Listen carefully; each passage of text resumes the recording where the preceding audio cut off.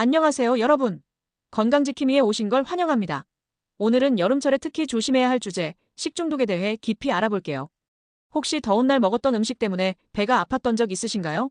아니면 가족 중 누가 갑자기 설사를 하며 힘들어한 적 있으신가요? 식중독은 생각보다 흔하고 방치하면 위험할 수 있어요. 오늘 영상에서는 식중독의 원인, 증상, 예방법, 그리고 발생 시 대처법까지 꼼꼼히 다뤄볼게요. 자, 준비되셨으면 함께 시작해볼까요? 구독과 좋아요, 알림 설정 꼭 눌러주세요. 먼저 식중독이 뭔지부터 알아볼까요?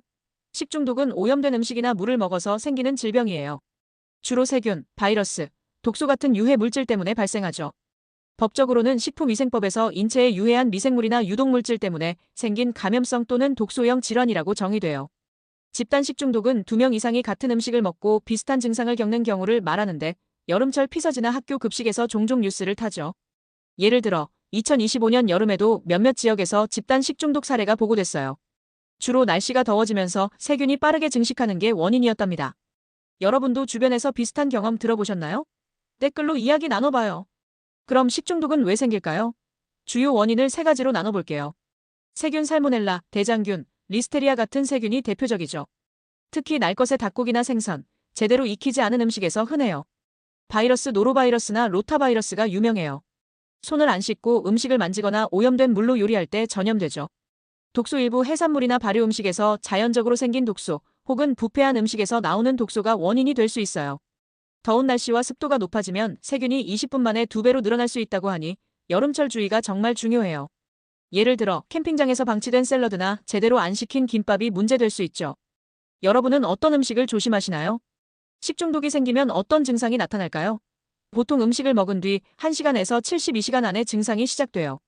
주요 증상은 구토와 설사, 목통과 복부 경련, 발열이나 오한, 심할 경우 탈수나 쇼크 상태, 가벼운 경우는 하루 이틀 지나면 낫지만 어린이, 노인, 임산부 같은 고위험군은 주의가 필요해요. 예를 들어 탈수가 심하면 혈압이 떨어지거나 혼수 상태에 빠질 수 있답니다. 2025년 초 한 초등학교에서 노로바이러스 식중독으로 20명 이상이 입원한 사례도 있었어요. 증상이 의심되면 바로 병원을 찾는 게 중요하죠. 여러분은 이런 증상을 겪어본 적 있으신가요? 다행히 식중독은 예방이 가능해요. 실천 가능한 방법 몇 가지 알려드릴게요. 손 씻기 요리 전후, 화장실 다녀온 후 꼭 비누로 40초 이상 씻어요. 음식 보관 5도 이하 냉장고나 60도 이상 열로 보관하세요. 상온에 2시간 이상 두지 마세요. 조리철저 고기나 해산물은 내부 온도가 75도 이상 될 때까지 익히세요. 위생관리 도마와 칼은 생고기와 채소용을 따로 쓰고 주방을 깨끗이 유지하세요. 여름철 피크닉이나 바비큐 할 때 특히 유의하세요.